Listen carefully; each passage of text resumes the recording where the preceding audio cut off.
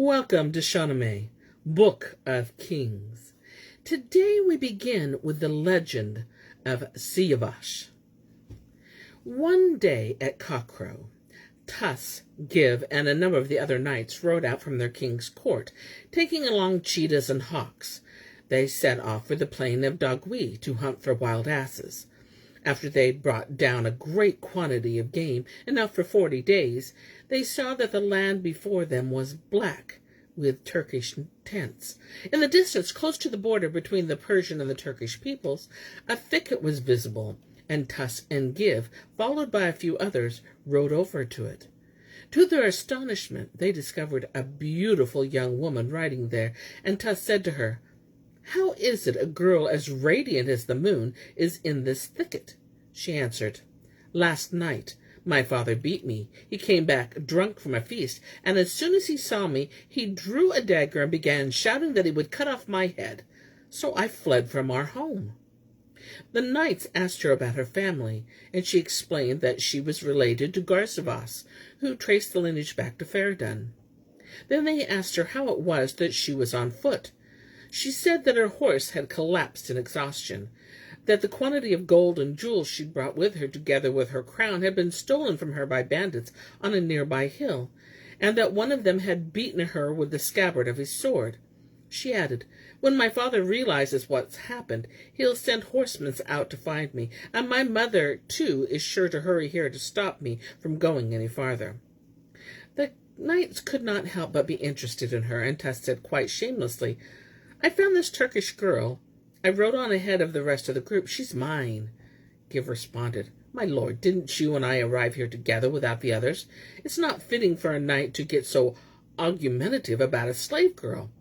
Their words became so heated that they were ready to cut the girl's head off.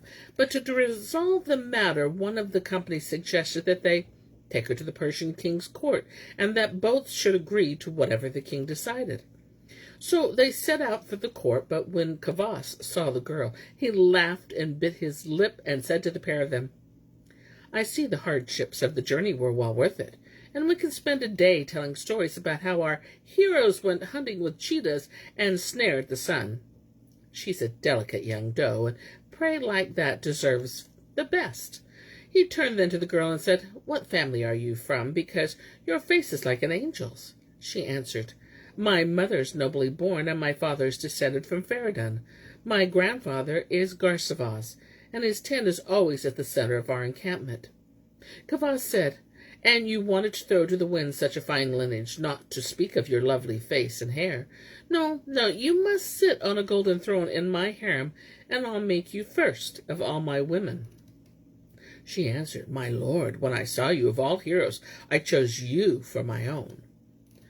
Enthroned within his harem, now arrayed with rubies, turquoise, lapis, gold brocade, she was herself an unpierced precious gem, a princess worthy of a diadem.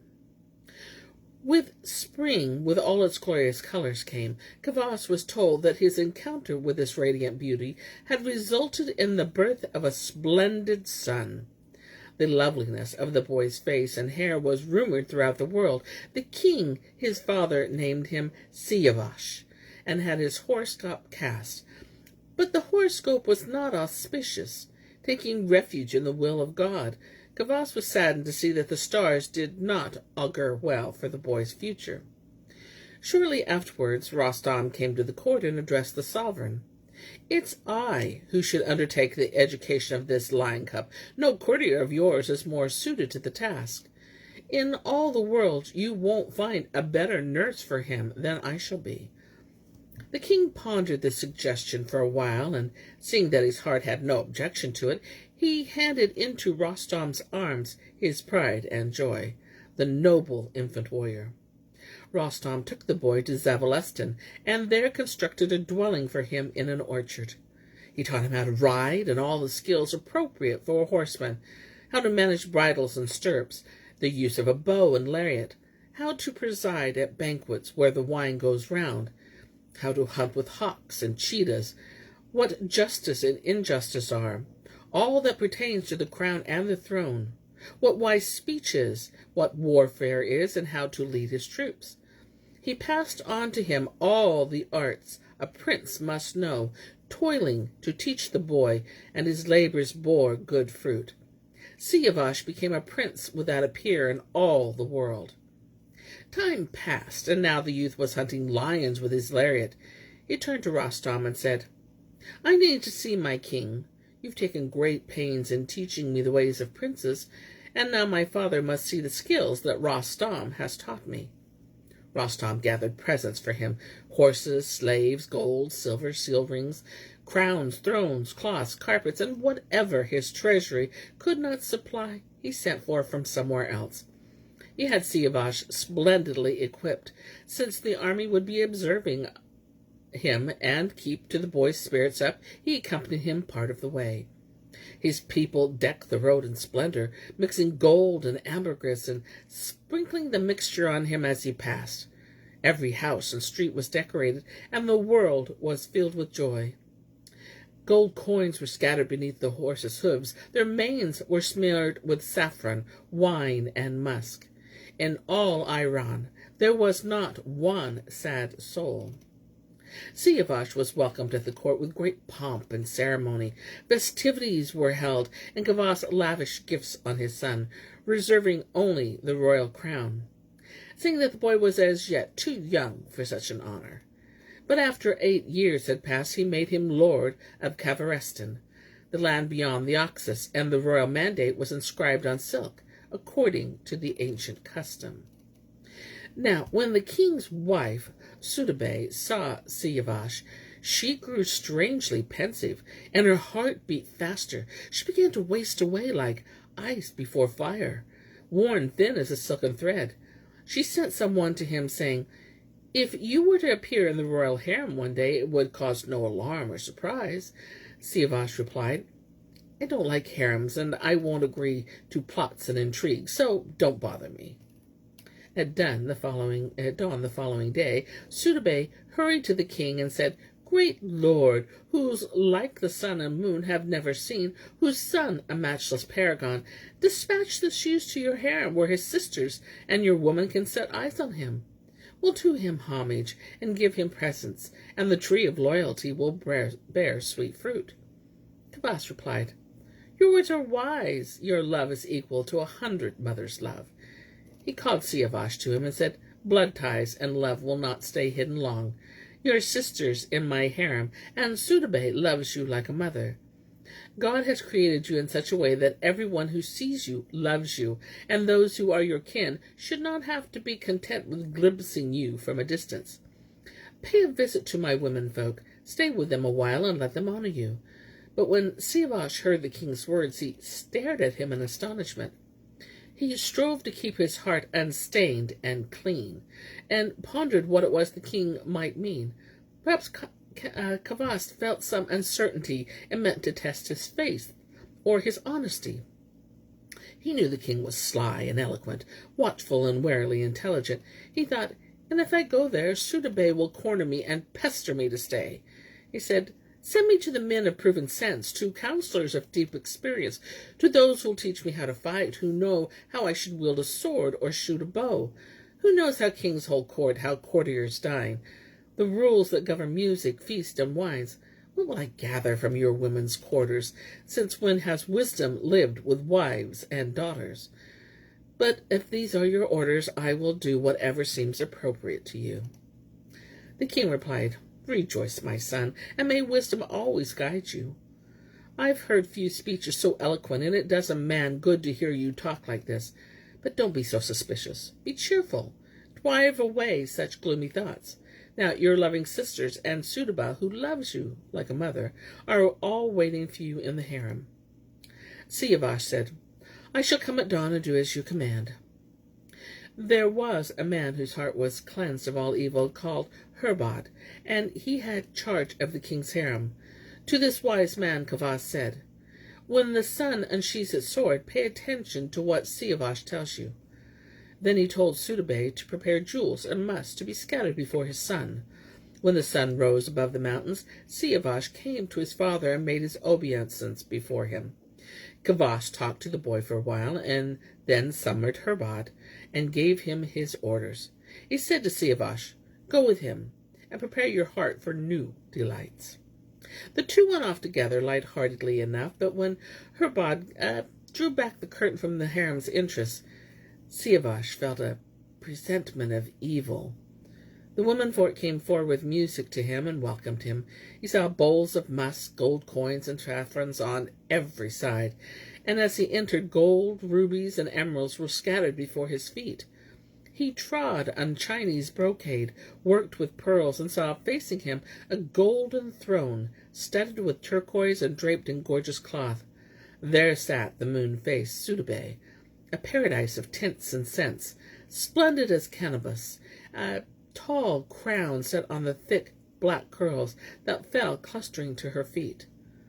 Besides her stood a slave, her head humbly bowed, her mistress's gold-worked slippers in her hand.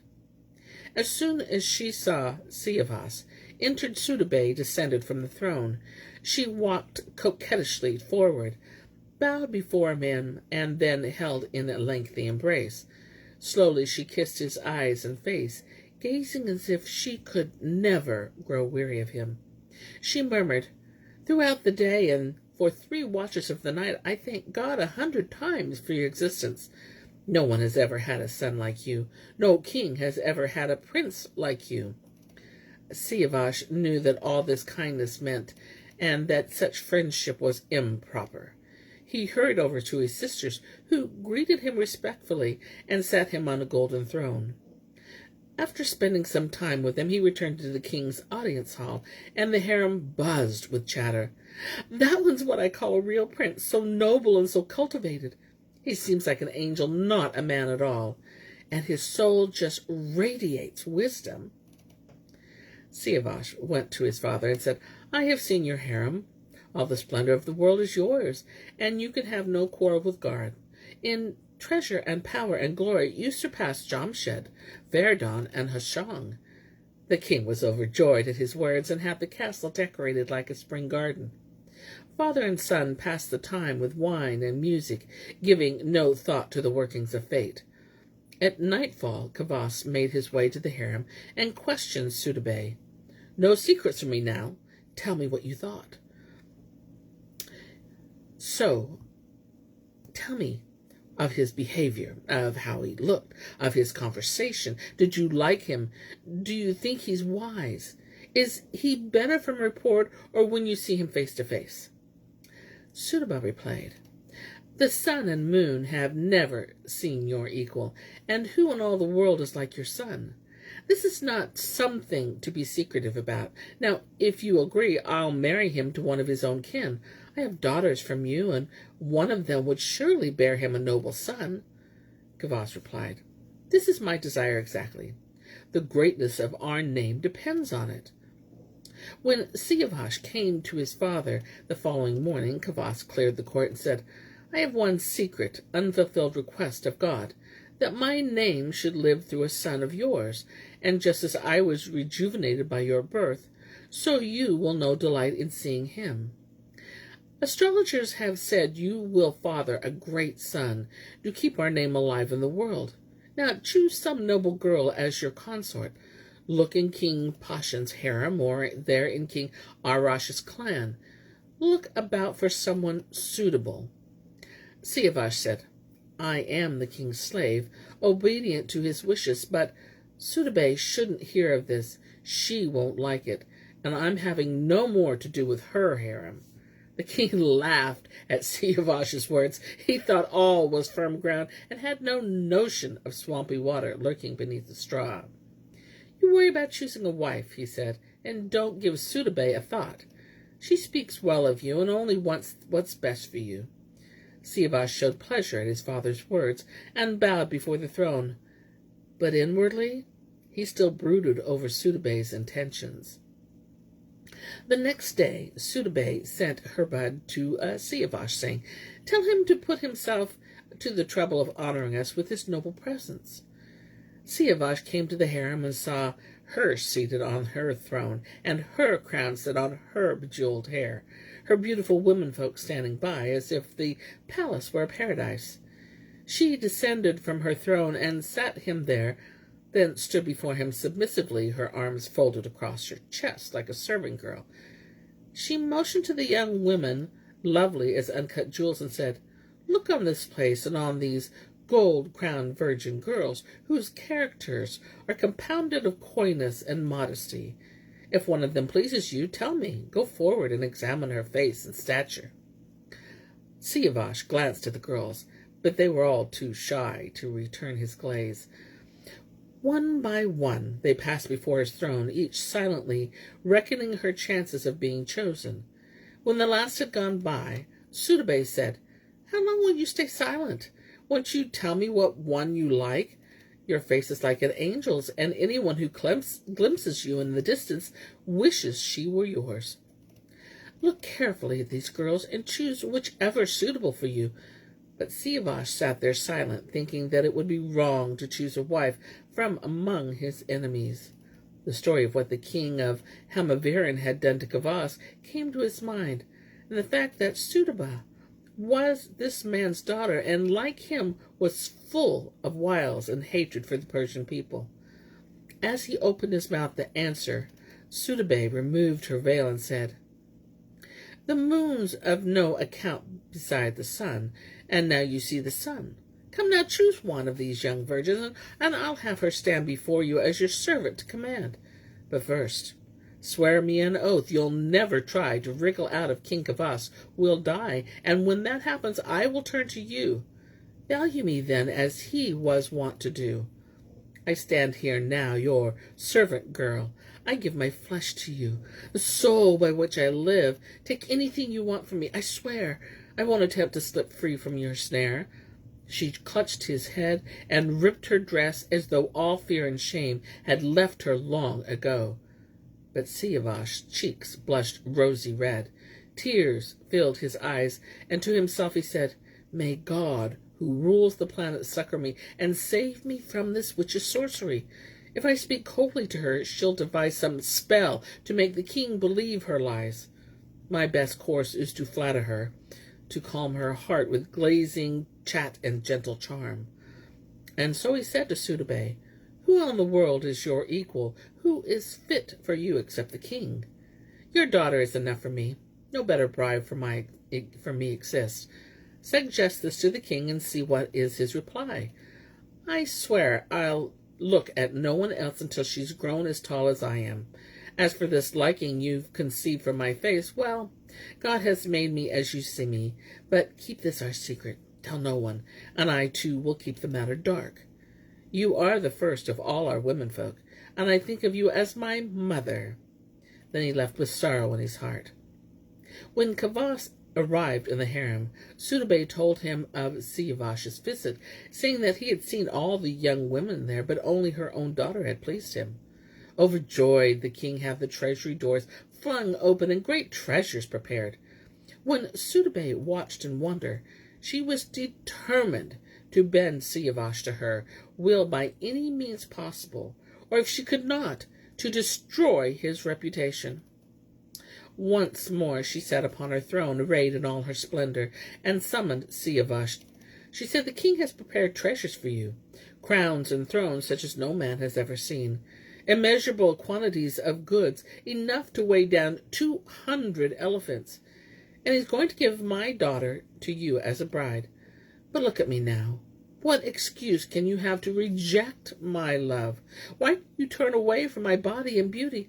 I have been your slave ever since I set eyes on you, weeping and longing for you. Pain darkens all my days. I feel the sun itself is dimmed.